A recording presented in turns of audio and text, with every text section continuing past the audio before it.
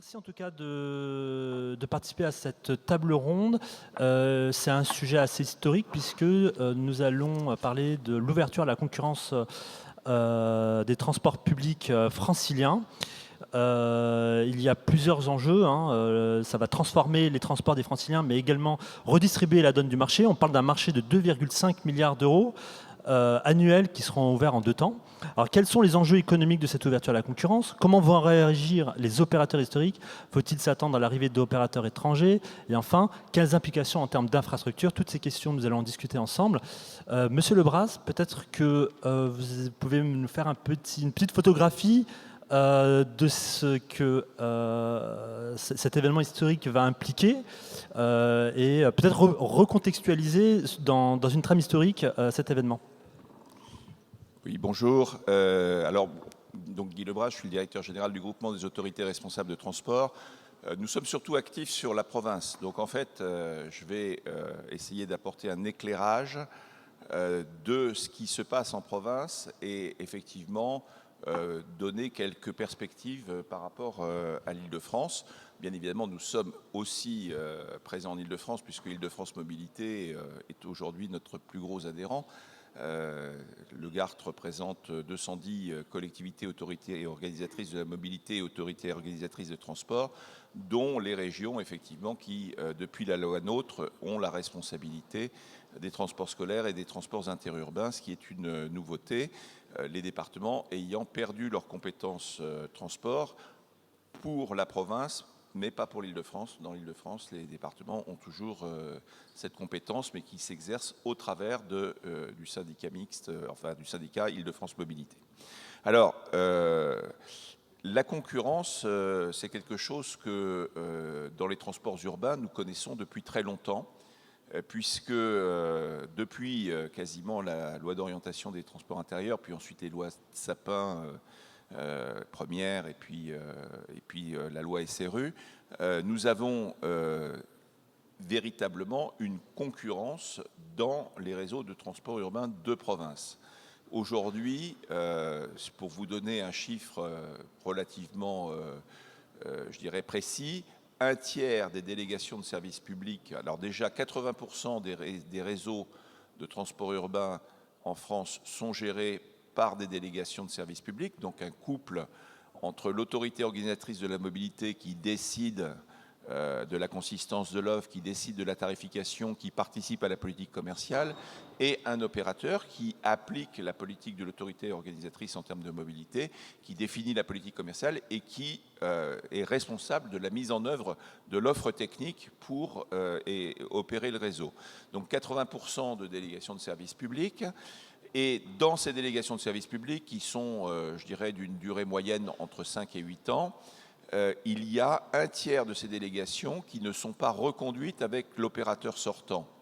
Et d'ailleurs, il y a une complexité de plus en plus grande, puisque avec les évolutions législatives, maintenant, on peut avoir des délégations de services publics qui cohabitent avec des régies ou plusieurs délégations de services publics pour des parties de réseau ou des types d'activités, par exemple pour le transport scolaire par rapport au transport urbain, qui coexistent ensemble sur un même territoire. Donc de ce point de vue-là, on est dans un système extrêmement souple et qui a prouvé son efficacité, puisqu'il y a eu plus qu'un doublement de l'offre dans les 20 dernières années, et que, bien évidemment, chacun qui peut visiter les grandes villes de province ou même des villes plus moyennes constate qu'il y a une très grande amélioration de la qualité de l'offre avec les créations de métros, de tramways, de bus à haut niveau de service. Et même dans des agglomérations de taille plus petite, on constate effectivement qu'il y a un dynamisme autour de la mobilité durable et du transport public. Et ça va être encore décuplé avec la loi d'orientation des mobilités qui va introduire les nouvelles mobilités dans les dispositifs généraux qui sont, je dirais, mises en œuvre par les autorités organisatrices de la mobilité, puisque ça va même aller jusqu'au subventionnement du covoiturage, qui est quelque chose qui est tout à fait nouveau. Et je signale au passage que demain matin, mon président signera avec la ministre Elisabeth Borne une charte pour le développement du covoiturage, ainsi qu'avec les covoitureurs au ministère des Transports, boulevard Saint-Germain. Alors, très clairement, la concurrence pour la province, ça fonctionne. Alors, en Île-de-France, on est dans une situation un peu plus compliquée, puisque on avait bien évidemment RATP, SNCF, qui sont des opérateurs historiques, qui ont eu, je dirais, des lois et qui sont visés par les lois et les directives européennes et les règlements européens, comme le règlement sur les obligations de service public, qui ont donné lieu ensuite à des lois, vous vous rappelez sans doute la loi ORTF, qui gère le passage à la concurrence pour la RATP notamment. Et puis il y avait évidemment des droits acquis qui sont des droits historiques, je dirais patrimoniaux, qui font qu'un certain nombre d'opérateurs ont des situations dans lesquelles ils sont un peu comme RATP SNCF, depuis très longtemps opérateurs de ligne. Alors est-ce que tout ça va changer et est-ce que l'ouverture à la concurrence va permettre de faire progresser le système? Alors nous, au GART, nous pensons que oui, même si on constate que sur les dernières lois, plutôt que d'alléger le boulet qu'avaient certaines entreprises en termes social par des statuts spécifiques, etc., on a plutôt mis le boulet dans un sac à dos, puis on dit voilà, là c'est le sac à dos social, et puis s'il y a des changements d'opérateurs, un certain nombre d'obligations vont s'imposer aux nouveaux opérateurs, donc ça limite un peu l'intérêt de l'opération, mais néanmoins, il nous semble que quand il y a de la concurrence, il y a toujours plus de dynamisme et une relation plus rationnelle et plus fiable, si je puis dire, entre l'autorité organisatrice et l'opérateur. Donc de ce point de vue-là, on est très favorable. Au passage, il est intéressant de voir sur l'ouverture à la concurrence ce qui s'est passé dans les pays qui sont autour de nous. Et je voudrais citer deux exemples. Je pense que si des syndicalistes étaient là, ils me diraient tout de suite « Oh là là », ils pousseraient les hauts cris. Je vais citer l'exemple de l'Angleterre et l'exemple de l'Allemagne. En Angleterre, l'ouverture à la concurrence, tout le monde dit que ça s'est traduit par une catastrophe sur le plan de la sécurité, etc. Je vous passe toutes les évolutions depuis l'ouverture à la concurrence en Angleterre à l'époque de Margaret Thatcher pour vous dire qu'à ce jour, dans un système totalement ouvert à la concurrence qui est celui de l'Angleterre, le réseau ferroviaire anglais est le réseau le plus sûr d'Europe. Donc, il faut sortir des idées préconçues par rapport aux effets négatifs de l'ouverture à la concurrence. Je passe à l'Allemagne pour dire que en Allemagne, d'abord, l'ouverture à la concurrence, bien évidemment, elle a, dans un premier temps, eu un effet négatif en termes de part de marché pour l'opérateur historique, puisque l'ADB a perdu grosso modo 20% de ses parts de marché. Mais les nouveaux entrants ont permis de réouvrir des petites lignes. Il y a 700 km de petites lignes qui ont été réouvertes. Et donc, contrairement à ce que l'on pense, quand c'est associé à une délégation de service public avec des obligations de service public, eh bien, évidemment, les subventions qui vont avec, l'ouverture à la concurrence permet justement de rendre possible l'ouverture et l'exploitation de petites lignes qui, dans le système précédent, avaient été fermées. Et donc, de ce point de vue-là, ça a eu un effet extrêmement positif. Donc, nous, au GART, en résumé, notre position, c'est par rapport à l'Île-de-France et à tous ceux qui sont actifs sur ce territoire, c'est de dire, regardez ce qui se passe en province, et vous verrez que l'ouverture à la concurrence, c'est du bonus, c'est positif. Et petit 2, sortez des idées préconçues sur la sécurité, sur le fait qu'on va fermer les petites lignes, que les nouveaux entrants ne perdront pas les lignes non rentables, etc. Regardez en Allemagne, voyez que chez eux, ça se passe bien. J'aurais pu prendre la Suède, l'Italie, enfin tous les autres pays qui ont fait l'ouverture pour avoir exactement la même démonstration. Mais je crois que pour ouvrir la discussion, c'est déjà suffisant d'avoir abordé ces deux exemples. C'est une photographie assez complète. Alors du coup, je vais donner la parole à Monsieur Brice Beaumont. Vous êtes donc le directeur général de Transdev. Si je comprends le message de Monsieur Lebras, vous exploitez déjà des lignes en Île-de-France. Est-ce que cette ouverture à la concurrence, ça vous met pas dans une position un petit peu défensive? Monsieur Lebras nous a expliqué qu'à peu près un tiers des contrats n'étaient pas renouvelés. Est-ce que vous craignez, vous, de perdre un tiers des lignes que vous exploitez actuellement? Dans quelle position ça vous met? Est-ce que c'est une opportunité, l'ouverture à la concurrence, ou pas? Vous avez un micro juste là. Ça marche pas. Allô, allô, celui-là il marche mieux. Oui, je suis directeur général adjoint pour la France de Transdev, et donc effectivement pour nous c'est un défi majeur. On opère à peu près un peu plus de la moitié des transports publics en grande couronne francilienne. Donc c'est un changement qui est radical, mais pour nous c'est une très belle opportunité. Comme l'a indiqué à l'instant Guy Lebras, le passage à un système concurrentiel en Île-de-France, c'est la fin d'une situation tout à fait spécifique. Pour le groupe Transdev en particulier, 84 000 personnes dans le monde, 32 000 en France. Les seules équipes qui n'étaient pas soumises à un système concurrentiel, c'était les équipes qui opéraient ces bus franciliens en grande couronne. Et donc il n'y a pas vraiment de débat sur le fait que la bascule dans un modèle concurrentiel est un système qui a fait ses preuves et qui devrait apporter de la qualité de service et de la performance à l'autorité organisatrice et aux voyageurs. Et donc la question qu'on se pose plutôt nous, c'est quelles sont les conditions pour que ce passage dans un système concurrentiel apporte ses fruits. Et il y a une différence dans les conditions qu'on peut poser entre des systèmes de remise en concurrence qu'il peut y avoir sur des collectivités dans le reste de la France ou dans le monde de façon internationale, dans lesquels on a déjà des réseaux de transport public qui sont en concurrence, et donc il y a déjà des modes de fonctionnement, il y a déjà des équipes qui sont dédiées à des périmètres et qui passent dans un système concurrentiel. En Île-de-France, on part d'une situation sédimentée, qui est un héritage historique, avec une organisation qui doit se transformer radicalement. Et donc c'est là que viennent s'énicher les conditions de réussite à la concurrence. Et donc les trois que je vous propose. La première, c'est qu'on avait vraiment besoin de sortir de l'héritage historique des transports publics en Île-de-France et de repenser non pas en termes des réseaux historiques, mais en termes des besoins de mobilité des voyageurs. Et c'est le travail qu'a fait Île-de-France Mobilité depuis maintenant quelques années pour essayer de redessiner des bassins de mobilité sur le territoire francilien qui soient adaptés aux besoins des voyageurs et pas à l'historique des entreprises.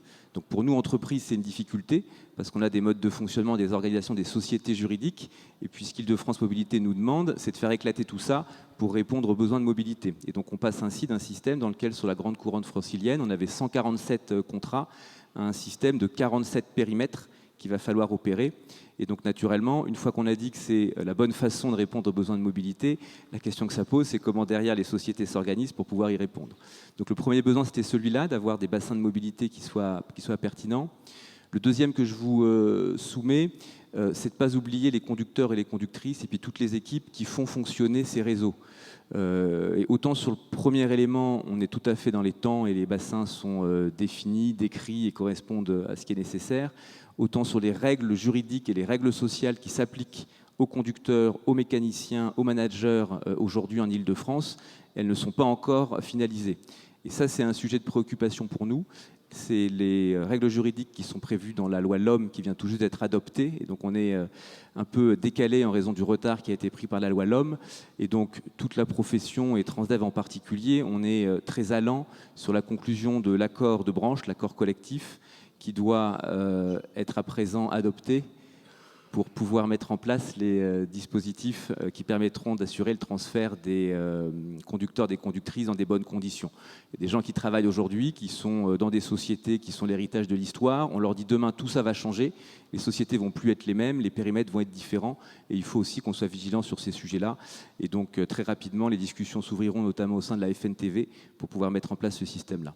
Et puis le dernier élément, dernière condition de réussite, c'est qu'une fois qu'on dit qu'il y a toute cette tambouille administrative, juridique, organisationnelle, il ne faut pas oublier l'essentiel, c'est la qualité de service qu'il y a derrière.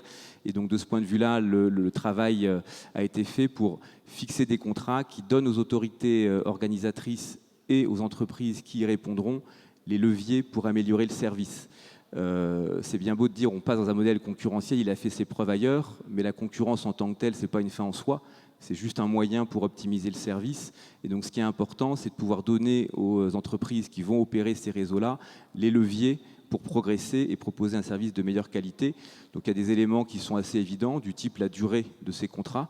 Sur des contrats trop courts, objectivement, en tant qu'opérateur de réseau de transport, on n'a pas forcément le temps de s'emparer du réseau, de le travailler et puis de délivrer la qualité de service qui est attendue par le client. Et donc on a besoin d'un peu de temps. Et donc les délais qui sont aujourd'hui envisagés par Île-de-France Mobilité correspondent à cette préoccupation. On parle de 5 à 7 ans, peut-être un peu plus, qui sont des délais classiques et qui correspondent à ce qui est nécessaire aujourd'hui. Voilà, donc si je résume l'approche qu'on a, nous, c'est conditions de réussite pour y parvenir. Et puis ensuite, c'est un retour de l'Île-de-France à un système qui a fait ses preuves partout dans le monde. Je vais poser un peu la même. Alors, je salue déjà l'arrivée de Monsieur Claude Fauché, directeur délégué général de l'ITP. On va parler avec vous juste après de ce sujet. Monsieur Patrice Levisage, je vais poser un peu la même question. Comment est-ce que l'ouverture à la concurrence va impacter l'activité de la RATP? Est-ce que vous aussi, vous êtes dans une position défensive ou est-ce que c'est également une opportunité pour la RATP de développer son activité? Alors, je ne vais pas répéter ce qui vient d'être dit sur les questions ou les conditions dans lesquelles on veut exercer notre activité, mais c'est clairement une question d'opportunité, et pas tant pour les RATP que surtout en fait ceux qu'on sert tous les jours et qu'on voudrait pouvoir aussi servir tous les jours dans le cadre du développement de la mobilité, qui sont les franciliens. C'est ça notre premier objectif.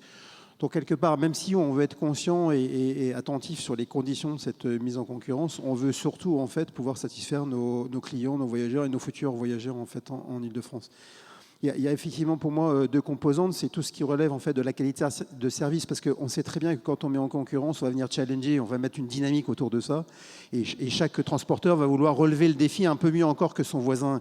Et cette dynamique en fait, et c'est ça qui est, je trouve bien, elle est au profit en fait de nos voyageurs au quotidien, sur plein d'aspects. Ça peut être sur les questions de régularité, de ponctualité, de propreté de véhicule, ça va être des questions d'information voyageurs, comment est-ce qu'avec l'autorité organisatrice, on va développer d'ailleurs, pourquoi pas au travers d'innovations, de nouveaux écrans, des choses plus dynamiques. Et c'est cette dynamique-là à laquelle nous, on veut à la fois participer, surtout aussi proposer des choses, parce qu'on est une force de proposition, je pense, compte tenu aussi de notre histoire importante. Et ça, c'est, je trouve, le premier volet intéressant, au-delà de ce qui pourrait être une contrainte pour tout opérateur historique, mais à laquelle on fera face. Je veux dire, il n'y a pas de raison de ne pas pouvoir y faire face. Pour moi, ce n'est pas le plus important. Pour moi, le plus important, c'est répondre vraiment aux besoins de nos voyageurs et en avoir plus demain. Pour leur dire, abandonnez votre voiture, prenez... et puis, trouver cette interaction nouvelle mobilité, qu'a rappelé M. Lebras tout à l'heure, c'est pour moi également essentiel. Le deuxième registre, c'est la mise en concurrence, c'est aussi la question du prix en fait, du transport. Le fait de mettre pareil en tension les opérateurs, à la fin, ce que tout le monde dit quand on met en concurrence, c'est au bénéfice quelque part d'un prix qui va venir s'ajuster, qui va venir diminuer, parce que chacun va à nouveau challenger sa façon de fonctionner, sa façon de s'organiser pour avoir un prix inférieur et puis gagner en fait, remporter l'appel d'offres. Là, à nouveau, c'est extrêmement bénéfique. Bien sûr, pour le voyageur, c'est également bénéfique pour l'autorité organisatrice quand on est dans ce genre de situation. Parce que l'autorité organisatrice, quelque part, elle va récupérer une forme de marge, une efficacité, en fait, qu'elle va pouvoir redistribuer. On sait aujourd'hui la quantité assez extraordinaire d'investissement qui est déployée par Île-de-France, par Île-de-France Mobilité dans notre région. C'est quand même un super challenge, c'est une opportunité pour tout le monde, les opérateurs, mais surtout les franciliens. Et une façon, quelque part, d'y contribuer et d'y participer, c'est quelque part de se battre justement dans cette meilleure efficacité. Donc c'est bénéfique à la fois pour l'AO, parce qu'elle va y trouver en fait des ressources supplémentaires. Et puis c'est bénéfique au final pour le voyageur, parce que ces éléments de ressources supplémentaires, ça va être soit du matériel roulant de meilleure qualité, soit une offre supplémentaire qui va être donnée justement à nos franciliens. Pour moi, vraiment, c'est ces deux piliers essentiels. Et on doit, avant tout, quand on parle de concurrence, penser à qui on sert, en fait. Et qui on sert, c'est nos franciliens. Monsieur Fauché, on a une photographie assez optimiste de l'ouverture à la concurrence. Ça va être quelque chose d'assez vertueux pour les usagers. Est-ce que vous partagez cette analyse également, ou est-ce que vous pouvez pointer quelques risques, ou c'est quoi votre point de vue sur le sujet? Alors bonjour à tous. Tout d'abord, je vous prie de m'excuser, mais l'actualité sociale me retenait auprès d'organisations syndicales et je ne pouvais me retirer de la réunion dans laquelle nous étions avant que nous n'ayons conclu. Pour autant, je suis très heureux donc d'être parmi vous. Et moi, j'avais été invité sur faut-il craindre l'ouverture à la concurrence? Je pense que tous ceux qui craignent le changement ont effectivement à craindre de l'ouverture à la concurrence, puisque de fait, l'ouverture à la concurrence se traduit par une transformation du système dans lequel on part d'un système de monopole de droit, la RATP, de fait les lignes Optile, vers un système ouvert à la concurrence qui, comme cela a été dit, va amener à mettre en tension l'ensemble du système, donc les autorités organisatrices qui ont à décider de la forme dans laquelle va être faite cette mise en concurrence, in-house ou opérateur délégué choisi après appel d'offres, vont décider de l'allotissement, vont décider de la durée, etc., etc. Donc un gros travail à faire et une montée en compétences nécessaire auprès des autorités organisatrices, Île-de-France Mobilité, cela a été dit, les régions, les agglos. Alors, en transport urbain, on va dire, à l'exception de Paris et de la Petite Couronne, le reste de la France était déjà ouvert à la concurrence depuis 70 ans et fonctionne très bien. Et d'ailleurs, ça fonctionne tellement bien que ça a contribué à produire 3 des 5 leaders mondiaux du transport, à savoir les groupes SNCF, Keolis, Transdev et RATP, RATP-Dev. Donc on voit bien que le modèle français de la mise en concurrence est un modèle qui fonctionne, qui produit des effets et qui permet à 3 entreprises à capitaux publics ou totalement ou partiellement de rayonner au niveau mondial. Donc ça a quand même quelques vertus. Deuxième élément, donc, c'est la mise en tension des opérateurs, où là aujourd'hui ils étaient dans un monopole de droit ou de fait et avec une continuation de leurs activités. Demain, mise en concurrence régulière, tous les 5 ans, tous les 8 ans, tous les 15 ans s'il y a davantage d'investissements. Mais de fait, personne n'est assuré de garder sa position d'aujourd'hui et même sa position future, elle est remise en question en permanence. Donc ça amène une mise en tension des opérateurs qui les oblige à délivrer jour après jour le meilleur service pour le consommateur, à amener de l'innovation servicielle pour le consommateur, la 3G, la 4G, la 5G, l'information voyageur, la qualité, propreté, etc., la régularité, la fréquence, etc., etc. Et ça amène l'autorité organisatrice à décider finement de l'offre de service qu'elle veut, de l'exigence de qualité qu'elle demande à ses opérateurs, de leur évaluation en continu et du choix régulier de l'opérateur qui va opérer tel ou tel type de service. Ça amène, comme cela vient d'être dit, à une mise en tension de l'ensemble du système, puisque les opérateurs étant eux-mêmes sous pression, bon, vous connaissez la théorie économique du monopole qui veut que quand il y a un monopole, il y a création d'une rente et il y a captation de la rente par toutes les parties prenantes. Eh bien, cette rente, c'est terminé. Elle bénéficiera pour partie à l'autorité organisatrice qui verra les prix baisser par les effets de la concurrence entre opérateurs, mais ça amènera aussi les autres parties prenantes, à savoir les constructeurs de matériel, les ingénieristes, etc., etc., à travailler demain moins cher. Donc une mise en tension de l'ensemble du système. Et au profit de qui, comme cela a été dit, des autorités organisatrices qui auront à décider de ce qu'elles feront éventuellement des économies. Est-ce qu'elles investissent davantage en transport? Est-ce qu'elles mettent leur argent ailleurs? Après tout, c'est le rôle des élus que de décider où ils mettent l'argent public. Et je rappelle qu'en matière de transport urbain, globalement, le voyageur paie simplement 30% du coût de son déplacement, du coût de fonctionnement de son déplacement, le reste étant supporté par les autorités organisatrices et, je dirais, y compris toutes les dépenses d'investissement. Donc, à mon sens, l'ouverture à la concurrence ne fera pas baisser le prix pour le voyageur, elle améliorera par contre pour le même prix la qualité de service. En revanche, elle fera baisser le prix, le coût pour l'autorité organisatrice et elle amènera éventuellement davantage de services sur davantage de territoires ou des trains, des bus, des métros avec des amplitudes horaires plus larges, avec une fréquence de passage plus forte. Donc oui, l'ouverture à la concurrence va amener du changement. Bon, si on prend Optile aujourd'hui, 90% des parts de marché étaient opérées par les 3 principaux leaders français, Transdev, Keolis et RATP-Dev. Peut-être que demain, parce que ce qu'il faut mesurer, c'est que l'ouverture à la concurrence, en gros, sur les services publics sous obligation de service public, ce qui va se passer dans les 20 ans qui viennent, c'est 3/4 du marché actuel qui est ouvert à la concurrence. Il y avait en gros 1/4 qui était ouvert à la concurrence, il y en a 3/4 qui s'ouvrent. Et je vous ai dit qu'en France, nous avions 3 des 5 leaders mondiaux, ce qui veut dire que les 2 qui ne sont pas aujourd'hui en France, ils ont très envie de venir. Et certains sont déjà adhérents de l'UTP, d'autres le deviendront, j'espère. Mais très clairement, nous allons avoir une multiplication d'opérateurs, tout ceci étant normalement neutre pour le consommateur, puisque le consommateur, et c'est le cas aujourd'hui, quand vous prenez un transport en Île-de-France, une ligne Optile, une ligne RATP, une ligne Transilien SNCF, vous le prenez avec le même billet, votre passe Navigo ou un billet, il y a transparence. Vous ne savez la plupart du temps pas que vous changez d'opérateur lorsque vous descendez d'un tram RATP pour monter dans un bus Optile, Transdev ou Keolis, peu importe. Donc, L'ouverture à la concurrence transforme le système, amène de la performance, amène de l'innovation, amène du service, amène de l'économie et amènera à redéployer les éventuelles économies. Petit élément de crispation, le sujet social.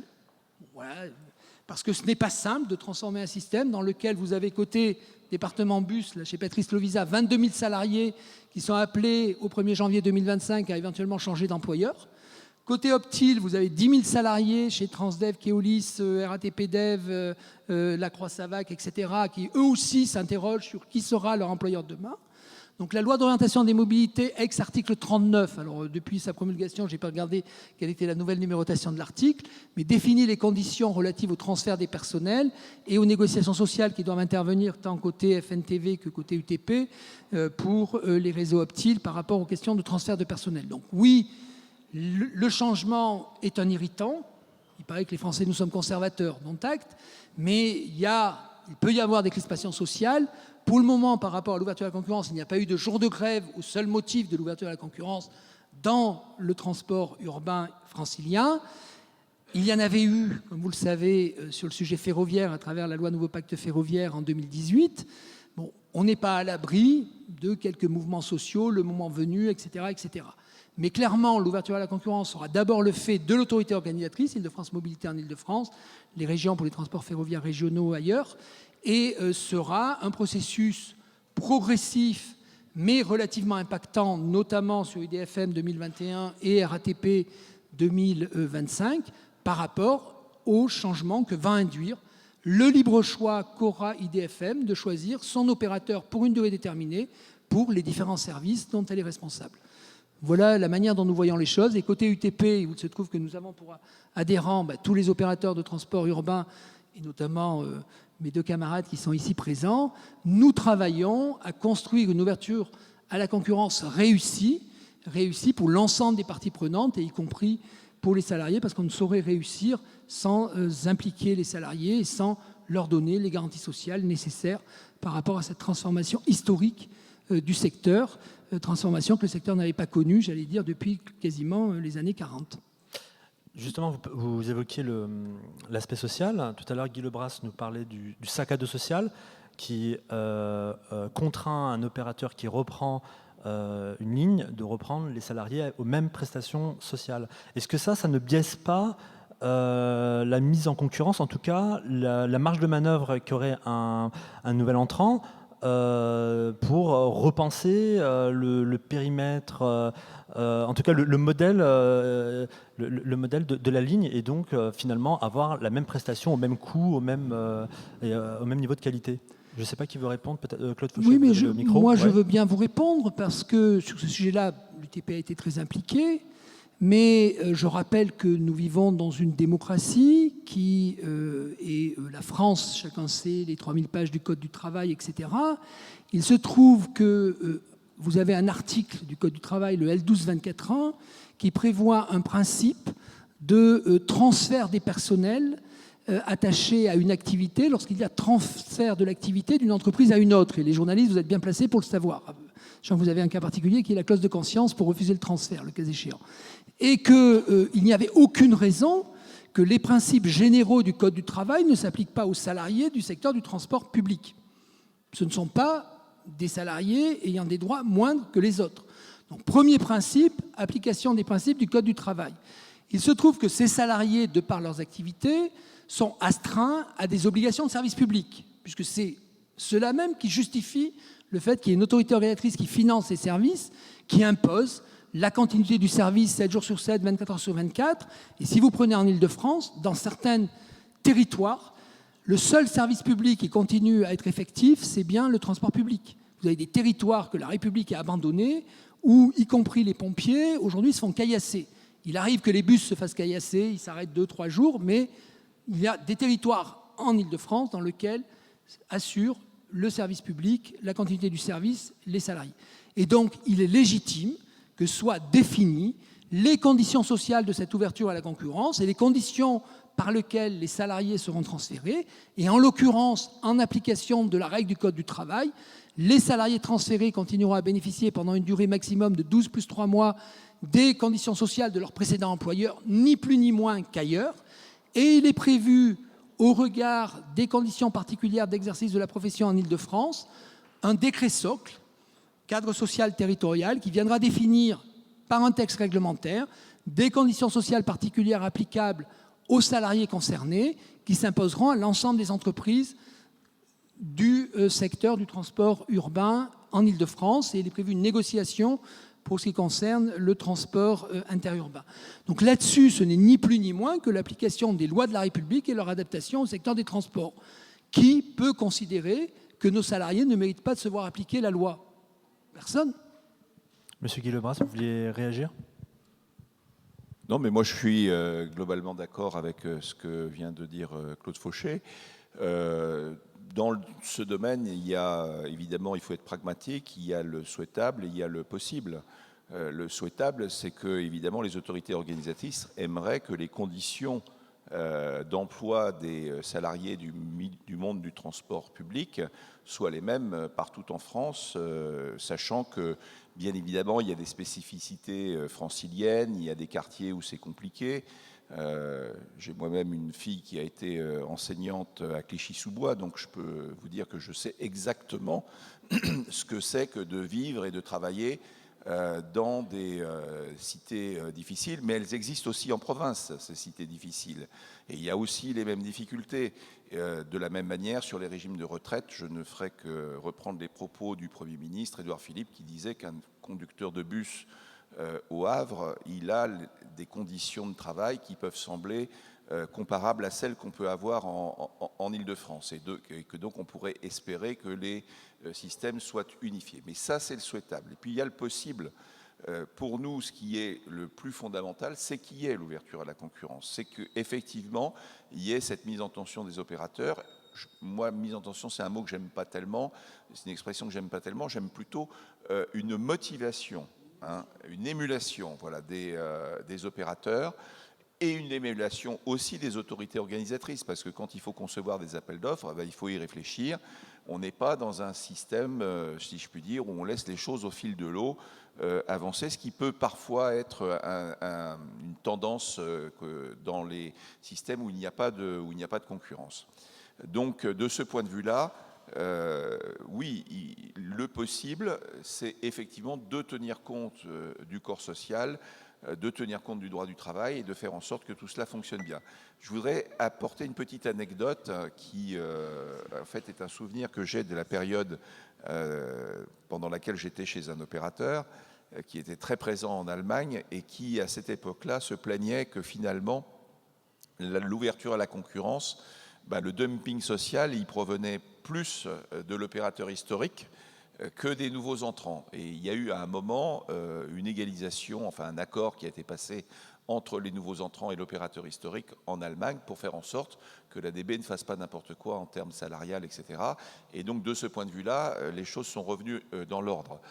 Ce que je sais, c'est qu'aujourd'hui, l'ADB en Allemagne a regagné les 20% de part de marché qu'elle avait perdu, mais les nouveaux entrants ont gardé leur part de marché. C'est-à-dire qu'en fait, le gâteau lui-même a grossi et qu'on est à 120%. Et donc, de ce point de vue-là, on voit bien que les effets de la concurrence ont été, in fine, extrêmement positifs. C'est ce que nous pensons, toutes choses égales par ailleurs, qui va se passer en France. Nous avons l'expérience au GART d'une réforme qui a été très difficile à mettre en œuvre et qui vous concerne tous si vous utilisez une automobile de temps en temps, c'est la réforme de la dépénalisation et de la décentralisation du stationnement. Toutes les administrations nous disaient c'est une réforme qui ne va pas fonctionner chez nous parce qu'on est très différent de la dizaine de pays autour de nous qui l'ont mise en œuvre et pour lesquels ça a été très positif. Eh bien, là aussi, in fine, plus un an et demi après la mise en œuvre, la mise en vigueur de cette réforme, globalement, tous les retours que nous avons, enfin, il y a quelques problèmes, mais globalement, c'est extrêmement positif et c'est une réforme qui a prouvé son efficacité. D'ailleurs, tous ceux qui se baladent dans une ville avec une automobile savent qu'il est beaucoup plus facile de trouver une place pour se stationner aujourd'hui que ça ne l'était auparavant. Donc, de ce point de vue-là, eh bien, nous sommes pragmatiques. Si ça fonctionnait sur ce type de réforme, ça doit pouvoir aussi fonctionner sur l'ouverture à la concurrence parce que ça fait ses preuves ailleurs. Donc de ce point de vue-là, on est très optimiste. Monsieur Bosboon. Moi, je prolongerai cette discussion par une réaction en disant il y a ce qui est souhaitable, il y a ce qui est possible, et puis il y a les trous dans la raquette. Et je voulais juste insister sur cet aspect-là, c'est qu'il y a la zone RATP qui est concernée par l'ouverture à la concurrence avec à la fois un décalage de calendrier, puisqu'on parle de 2024-2025, et puis un décalage dans la maturité collective qui est prise sur les textes qui seront adoptés. C'est ce qu'on a commencé à discuter. Et puis dans le même temps, la difficulté qu'on a sur la zone optile en grande couronne, c'est que l'ouverture à la concurrence, ce n'est pas 2024-2025, c'est maintenant. Les appels d'offres, ils sont lancés. On est en train d'y travailler chacun de nos entreprises. Et comme ça a été indiqué, il y a les entreprises franciliennes et puis il y a d'autres entreprises étrangères qui sont là. Il y a des visites des dépôts, il y a toute la dynamique qui est enclenchée. Il y a des conducteurs, des conductrices, des mécaniciens qui sont concernés par cette évolution-là. Et moi, le métier que je fais est un métier magnifique, mais en ce moment, il est un peu difficile parce que quand on va dans les dépôts, quand on va rencontrer les gens et qu'ils nous demandent « mais alors demain, comment ça se passe ?» Et donc ça, c'est un élément sur lequel j'insiste particulièrement parce que c'est vraiment la responsabilité de la profession aujourd'hui d'être particulièrement vigilante sur l'adoption des accords de branche, des conventions collectives nationales. D'abord FNTV parce que c'est là qu'est la priorité de calendrier. Et puis déjà demain, on a commencé à y travailler côté UTP, mais c'est d'abord côté FNTV qu'on a cette priorité-là. Il faut qu'on arrive à se mettre d'accord entre entreprises, avec les représentants du personnel et l'organisation syndicale, pour avoir des textes qui donnent de la visibilité aux gens qui sont concernés. Et donc de ce point de vue-là, quand je dis qu'il y a une condition de réussite qui est très très forte, c'est de ne pas oublier cet élément-là et de nous donner les moyens, nous, de donner de la visibilité, de la clarté, de rassurer tout le monde et de faire en sorte que ça se passe merveilleusement bien et qu'on puisse aller dans cet univers concurrentiel qu'on appelle de nos voeux et qui a effectivement fait ses preuves. Et donc je rebondis sur l'exemple allemand qui est particulièrement cher à Transdev puisqu'on est le premier opérateur privé en ferroviaire en Allemagne derrière la Deutsche Bahn, donc c'est un univers qu'on connaît bien. Et ça, je peux vous confirmer effectivement que pour Transdev, ça a été une très belle opportunité de pouvoir aller remporter des appels d'offres ferroviaires en Allemagne, qu'on a donné des preuves de la qualité de service qu'on savait faire, qu'on a montré qu'on pouvait faire rouler des trains de façon performante, en toute sécurité, en créant des nouveaux services, en revivifiant des zones qui avaient été parfois un peu délaissées. Mais l'un des éléments qu'on constate aussi bénéfiques, c'est les progrès qu'a fait l'opérateur historique. La Deutsche Bahn, entre ce qu'ils étaient il y a 15 ans et ce qu'ils sont aujourd'hui, c'est tout à fait différent. Et la qualité des offres et la performance qu'ils peuvent mettre parfois dans les offres qu'ils font contre les offres Transdev, il y a quelques années, ce n'était pas tout à fait les mêmes niveaux qu'aujourd'hui. Et donc de ce point de vue-là, la concurrence, il n'y a aucun doute sur la tension que ça crée et sur le facteur de progrès que ça peut représenter. Mais il ne faut pas brûler les étapes. Et donc on a vraiment, nous, côté profession aujourd'hui, cette responsabilité-là de bien prendre, maintenant que la loi LOM vient enfin d'être adoptée, donc on n'est pas en retard, c'est cette loi LOM qui a été décalée, qui nous a mis dans un tunnel, de bien faire adopter les textes pour pouvoir donner de la visibilité à tout le monde. Si je prends un sous-jacent de sujet, vous parlez de la LOM, aujourd'hui on parle beaucoup de mobilité, d'écosystème de mobilité, avec la multimodalité, le covoiturage, le vélo, la trottinette. Donc la multimodalité, c'est aussi utiliser les transports en commun. Est-ce que cette ouverture à la concurrence n'était pas aussi nécessaire pour promouvoir cette multimodalité, ces écosystèmes? Alors, chez Transdev, vous connaissez ça parce que vous travaillez beaucoup sur ces thématiques-là. Est-ce que ce n'était pas quelque chose de nécessaire pour que Paris, l'Île-de-France en tout cas, prenne le chemin de la mobilité de demain? Oui, je peux commencer par quelques éléments de réponse et je pense qu'après mes camarades prolongeront. C'est très vrai. Après, je ne pense pas que ce soit une condition, là, pour le coup, indispensable. On aurait pu le faire autrement. Et dans les systèmes antérieurs, c'était aussi des sujets sur lesquels on travaillait avec l'autorité organisatrice. C'est vrai que l'ouverture à la concurrence va accélérer ce progrès-là sur les questions d'intermodalité et que ça va nous forcer à réinterroger les organisations qu'on a, à réinterroger les services qu'on peut avoir aujourd'hui. Et je prends un exemple très concret, c'est la gestion des gares routières aujourd'hui telles qu'elles sont opérées en grande couronne. Avec l'ouverture à la concurrence, ça nous incite à nous poser des questions sur comment on les gère aujourd'hui, comment on les gérera demain avec des transporteurs qui seront plus des transporteurs issus de la même entreprise et comment on arrivera à faire en sorte que ça fonctionne de la façon la plus fluide possible. Et donc, on aurait pu effectivement y penser dans un système antérieur et il y avait des travaux qui étaient faits, des progrès qui étaient faits, mais c'est vrai que c'est une des vertus de l'ouverture à la concurrence. Est-ce qu'il y aurait eu l'émulation c'est une émulation, puis c'est une remise à plat de nos modes de fonctionnement. Dans un contexte de monopole. Excusez-moi, je n'ai pas compris la question. Est-ce que dans un contexte de monopole, il y aurait eu cette émulation, ce que disait tout à l'heure M. Lebras, pour permettre moderniser, dépoussiérer un petit peu les transports publics pour intégrer les transports publics dans une logique d'écosystème? Il y aurait eu une autre forme de facteur de changement qui est la demande de l'autorité organisatrice. L'émulation par la concurrence a la vertu qu'elle est mécanique, automatique et qu'elle se fait par elle-même. Et c'est ça la vertu qu'apporte la concurrence. Quelques points effectivement en complément. Je ne fais pas forcément le lien non plus, moi, entre la concurrence et ces questions de mobilité étendue, diversifiée, parce que pour le coup, en Ile-de-France, même pour une entreprise comme la nôtre, qui n'étions pas toujours en concurrence, on a pu nouer de nombreux partenariats sur différentes mobilités, que ce soit CityScoot pour donner un exemple ou d'autres. En revanche, ce qui est intéressant, c'est l'émulation qu'il y a autour de ça, parce qu'en fait, du coup, en réalité, c'est au bénéfice de tous, parce que ça n'a fait que démultiplier la capacité à se déplacer en Ile-de-France. C'est plutôt pas mal. Et cette facilité-là fait que, au travers du transporteur que nous sommes, on vient générer encore plus justement de trajets pour les uns et pour les autres. Et l'interaction, elle doit être au mieux traduite et organisée. Parce qu'en fait, c'est plutôt ça la difficulté aujourd'hui, je trouve.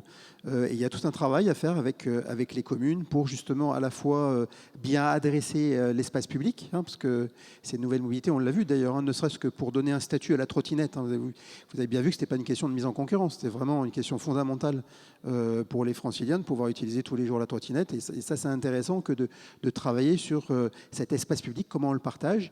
Et puis des choses qu'on a effectivement aussi largement discutées au travers de l'UTP, également les modes de financement, quelle part on donne à chacun des modes. Il y a tout un exercice qui est intéressant aussi sur le développement justement d'une vision servicielle complète, oui, de ces mobilités, parce que sinon, à la fin, c'est vrai qu'on va avoir une appli pour les SNCF, une appli pour les RATP, une appli pour utiliser la trottinette, une appli pour le covoiturage. Et à un moment donné, le citoyen que nous sommes chacune et chacun d'entre nous va vouloir chercher une facilité. Donc se met une nouvelle couche servicielle qui consiste à aider en fait le voyageur et le citoyen justement à faire un trajet de bout en bout, d'un point A à un point B, avec tous les segments possibles. Et chacun et chacune d'entre nous, on doit pouvoir proposer ça. Et ça, c'est une belle émulation, quand on parlait d'émulation tout à l'heure, et c'est un beau complément. Et pour moi, ça ne s'associe pas à la question de la concurrence, c'est plutôt comment on ouvre l'espace, comment on partage l'espace. Monsieur Lebras, vous vouliez réagir? Oui, parce que effectivement, on peut tout à fait concevoir les nouvelles mobilités et le MaaS, le Mobility as a Service, dans le cadre des systèmes de gestion, des modes de gestion existants. Mais on est quand même un petit peu à la rencontre de deux mondes qui ne viennent pas du même continent et qui ne se connaissaient pas forcément, c'est-à-dire le monde du transport public, de la mobilité, et le monde de l'économie numérique, de l'économie du partage, de l'économie des start-up en quelque sorte, de la Silicon Valley.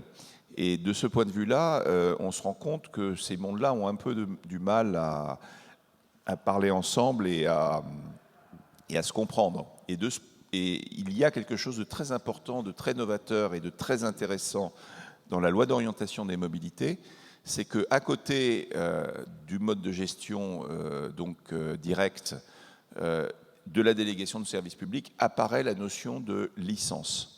Et donc de ce point de vue-là, la création des licences qui est prévue par la LOM est quelque chose de très intéressant, de très positif, qui va permettre à cette économie venue du monde du numérique, je rappelle qu'il y a encore quelques années, des gens comme Uber ne disaient pas qu'ils étaient un opérateur de transport, ils disaient tout simplement qu'ils étaient une plateforme numérique de mise en relation d'offres de services de conduite et de besoins de mobilité.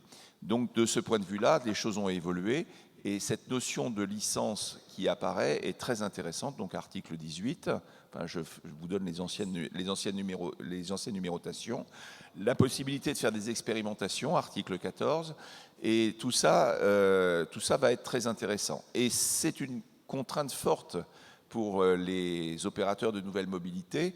Je vous donne juste un exemple. Pas plus tard qu'il y a 48 heures, Uber a perdu sa licence à Londres parce que TfL a prétendu, à tort ou à raison, que la sécurité des utilisateurs de l'application d'Uber n'était pas assurée et qu'on pouvait se retrouver tout en ayant passé commande sur l'application d'Uber avec un faux Uber à l'autre bout. Donc de ce point de vue-là, voilà, un chauffeur qui n'était pas vraiment un chauffeur Uber. Donc, et déjà, ils avaient, il y a 18 mois, perdu leur licence pendant 1 an parce qu'ils ne participaient pas suffisamment, ils n'acceptaient pas en quelque sorte la politique de déplacement et de mobilité du maire de Londres. Moi, je trouve que l'exemple de TfL est très très intéressant de ce point de vue-là, et on ferait bien de regarder ce qui se passe dans le détail, parce qu'on a sans doute une vision de ce que sera le monde du MaaS et le monde des mobilités quand la loi LOM aura donné toutes ces capacités. Voilà. Monsieur Fauché, vous voulez dire un mot? Après, on va prendre une ou deux questions du public. Pour rebondir sur ce que vient de dire Guy, il faut voir que la loi LOM est une loi boîte à outils qui étend la compétence des autorités organisatrices à la capacité à financer des nouveaux services de mobilité, sachant que les nouveaux services de mobilité, aujourd'hui, il n'y en a aucun qui a vraiment trouvé son modèle économique. Où sont les 10 opérateurs de vélo free-floating que nous avions il y a quelques mois? Il en reste en gros un, c'est Uber, à travers Jump. Les autres, il n'y en a quasiment aucun, y compris Blablacar sur le covoiturage de longue distance, qui a aujourd'hui un modèle économique équilibré. Et de fait, on assiste à une convergence des modèles, puisque ces opérateurs de nouvelles mobilités veulent des financements publics pour assurer la pérennité de leur activité. Sauf qu'ils avaient oublié que qui dit financement public dit obligation de service public. Et donc la LOM est de fait une loi de dérégulation, puisqu'elle ouvre à la concurrence les monopoles de mes camarades, mais c'est une loi de régulation, puisqu'elle amène à mettre en place par l'autorité des autorités organisatrices et leur financement des exigences de régulation de ces nouveaux services et l'organisation de ces services dans une offre servicielle aux consommateurs porte à porte qui sera en capacité d'assembler l'ensemble des services, nouvelle mobilité, mass transit, etc., et avec éventuellement un billet, une offre billettique unique. Sachant que, in fine, et Patrice Lovisal l'a dit tout à l'heure, ce qui va être important, c'est la décision de répartition de l'espace public. Parce qu'à un moment donné, quoi qu'il en soit, et on l'a vu par rapport à l'occupation des trottoirs, par les vélos, les trottinettes, etc., demain le véhicule autonome, ainsi de suite, ce qui va être déterminant, notamment dans la prochaine campagne des municipales, à Paris comme ailleurs, c'est quelle place veut-on laisser à la voiture. Vous prenez une ville-État comme Singapour, il a été décidé que 14% seulement de l'espace public serait affecté à la mobilité, tout confondu. Bon, à Paris aujourd'hui, on a 50%. Est-il légitime que 50% de la superficie de Paris soit utilisée pour la mobilité, notamment la voiture? Point d'interrogation. Veut-on continuer à vivre dans une ville où 50% de l'espace est laissé à la mobilité, dont 45% à la voiture, ou est-on prêt à faire d'autres choix? Et ça, c'est le débat des prochaines municipales. Et donc, les transports publics portent bien leur nom, ils sont publics, ils renvoient à la politique, c'est-à-dire à la capacité qu'ont nos élus, dans une démocratie, à construire le monde de demain. On va passer aux questions avec le public. Quelqu'un voudrait réagir au débat? Oui? On va vous apporter un micro. Est-ce que vous pouvez également vous présenter en 2 mots? Dominique Savary, consultant en mobilité.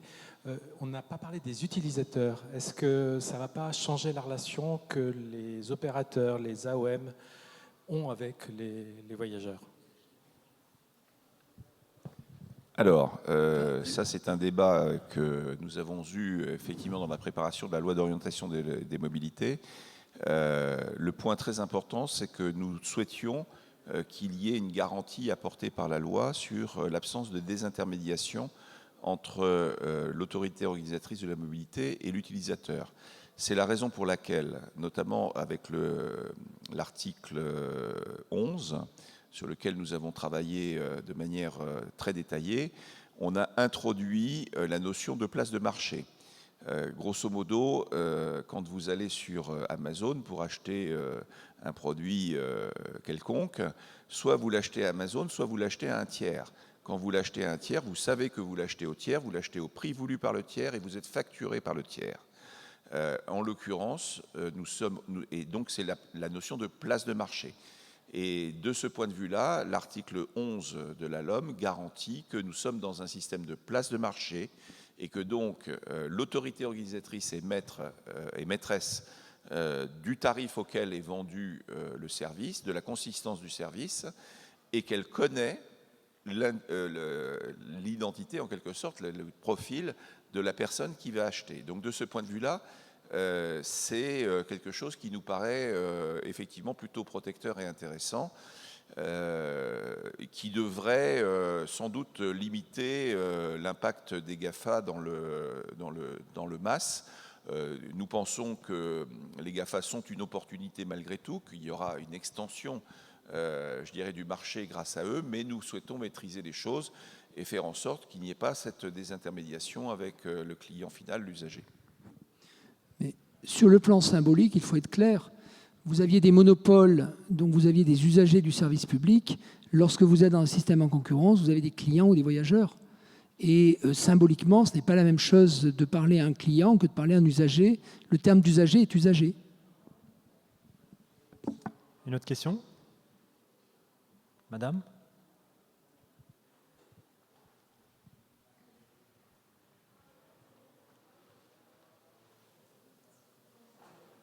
Bonjour, Lucille Ramakers de Transmission. En Allemagne, il y a une initiative qui est menée pour créer une sorte de masse nationale qui permettrait aux usagers d'utiliser l'ensemble des transports, donc urbains et ferroviaires, sur l'ensemble du territoire national allemand. Je voulais savoir s'il y avait des initiatives de ce type-là en France également, puisqu'on sent bien que l'enjeu, ça va être d'intégrer tout ça. Monsieur Levizard ? Déjà, la première, puisqu'elle a été annoncée, c'est celle de l'Île-de-France, par IDFM. Ça, mais c'est là, pour le coup, spécifique à la région, Île-de-France en tant que telle. Après, à l'échelle nationale, il y a aussi aujourd'hui des travaux qui sont conduits sur ce sujet. Je rappelle que ce système existe déjà en Suisse, puisqu'il y a notamment le SwissPass et un système national de billettique et d'intermodalité sur l'ensemble des réseaux, y compris remontées mécaniques, trains, crémaillère, etc. Donc, alors la Suisse, c'est la taille d'une région française, mais ils sont très, très performants en matière de transport public. Et vous avez un pourcentage très élevé de la population qui utilise un abonnement mensuel de transport public, sachant qu'ils ont une fiscalité très lourde sur l'usage de la voiture et les avantages en nature, puisque la mise à disposition d'un parking est facturée comme avantage en nature et soumis à charge à cotisation sociale et fiscale si votre employeur vous met à disposition un parking. Donc imaginez si on faisait ça en France, comment les choses évolueraient. Très clairement, il y a des réflexions en cours. Alors, il y a des réflexions d'opérateurs privés, clairement, l'appli SNCF pour ne pas la citer, comme d'autres qui travaillent. Il y a des réflexions interopérateurs. Et puis, il y a la démarche de l'État avec le point d'accès numérique national et les points d'accès numériques régionaux et locaux qui assurent par le système de licence qu'a évoqué Guy Lebras le principe d'une interopérabilité totale de l'ensemble des données pour que tout acteur qui voudrait développer un système d'information et billettique national puisse le faire avec des formats de données harmonisés de tous les opérateurs de transport, y compris les opérateurs de transport en service librement organisés, qui auront aussi ces obligations-là. Je voudrais compléter ce que viennent de dire les deux précédents intervenants. Alors bon, déjà, quand même, donner un petit éclairage, le SwissPass, c'est 3 500 francs suisses par personne. Et la quasi-totalité des Suisses l'ont. Non, par an. 3 500 francs suisses, c'est-à-dire quand même, grosso modo, 350 € par mois. Donc c'est quand même quelque chose qui permet d'apporter des ressources extrêmement importante. Imaginez que tous les Français qui utilisent les transports publics payent 350 € par mois pour un abonnement global. Ça donnerait des capacités d'intervention très intéressantes. Donc ça, le cas de la Suisse est évidemment passionnant et très intéressant, mais il faut quand même le mettre dans sa spécificité. La deuxième chose, c'est en Allemagne, et là je parle pour notre ami de transmission, qui est un bureau d'études franco-allemand très pertinent et très intéressant. Il faudrait que vous alliez porter un peu la bonne parole, parce que les Allemands ont quand même un énorme problème, c'est que c'est des Stadtwerke partout. L'ouverture à la concurrence sur le ferroviaire régional, certes, elle est importante, elle est totale, mais sur les transports urbains, elle est nulle. Et les Allemands se sont, mais alors véritablement avec beaucoup d'efficacité, opposés à toute ouverture de ce débat au niveau européen, prétextant la subsidiarité. Et quand je vais rencontrer mes collègues allemands, je suis dans l'incapacité de parler avec un élu, parce que c'est encore à l'intérieur de ce système fantastique, c'est qu'on ne parle qu'avec des techniciens et que surtout, il ne faut pas rencontrer les élus. Moi, je pense que quelque part, le système allemand, il est certainement performant, mais il n'est certainement pas très démocratique par rapport à ce que nous pourrions espérer, et en tout cas par rapport à ce que nous connaissons dans notre pays. Donc, je dirais, il ne faut pas qu'on fasse de complexe d'infériorité. Il y a des choses à dire aussi par rapport aux Allemands. Pour répondre plus précisément au système de masse nationale, la LOM prévoit effectivement l'ouverture des datas, mais elle ne va pas trop dire comment les choses vont se passer. Donc ça, c'est une réflexion et un travail qui est en cours à la DGITM, avec une nouvelle division de la DGITM qui s'appelle la MINT, la mission, alors je ne sais plus, oui, mission pour les nouveaux transports, quelque chose comme ça, enfin, voilà, donc MINT, qui est dirigée par Claire Barito, et cette mission a pour objet de mettre en place un système de masse nationale. Mais ça ne sera pas un système centralisé, ça sera un système décentralisé, c'est-à-dire qu'on va créer des entrepôts de données dans toutes les régions. Ces entrepôts de données vont être standardisés, donc ils vont pouvoir converser ensemble, ils vont être mis en réseau, et à terme, ils constitueront le point d'accès national, et le point d'accès national à l'heure actuelle qui est à Lab va disparaître. Et cette mise en réseau permettra d'apporter les données à tous les opérateurs de mobilité et donc à développer le mass national.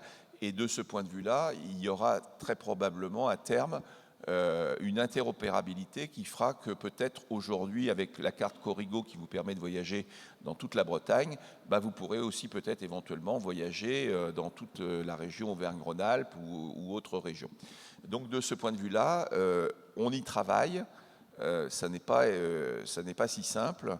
À la taille du pays, le French Pass, le pass français équivalent du Swiss Pass, c'est pas encore tout à fait pour demain, mais en tout état de cause, on y travaille. Monsieur Beaumont, le mot de la fin, parce qu'après on a fini. Eh ben, ça va aller très vite, mais en complément, c'est évidemment un projet qui est éminemment souhaitable. Tout ce qu'on peut faire pour faciliter le transport public est le bienvenu dans le contexte qu'on connaît. Et de ce point de vue-là, il ne faut surtout pas sous-estimer l'impact que peut avoir une billettique et un parcours client particulièrement simplifié. Donc c'est un élément qui est extrêmement important. Après, la méthode pour y parvenir, mais du coup je vais rebondir sur ce qu'a dit Guy Lebrun à l'instant, c'est qu'effectivement en termes de priorité aujourd'hui, à la fois parce que c'est ce qui est faisable techniquement le plus rapidement possible avec des autorités organisatrices qui sont en avance, et aussi parce qu'en termes de volume de voyageurs, c'est là qu'est la priorité, c'est de le faire à un niveau régional, voire au niveau d'une agglomération, et de commencer à le construire par le bas. Et je pense que c'est comme ça qu'on y arrivera. Ce n'est pas les initiatives qui viennent d'en haut qui pourront y parvenir, c'est plutôt le construire par le bas, associer à ces constructions par le bas des règles d'interopérabilité qui permettent ensuite de construire quelque chose au niveau national. Merci beaucoup pour votre intervention et puis merci d'avoir assisté à cette table ronde.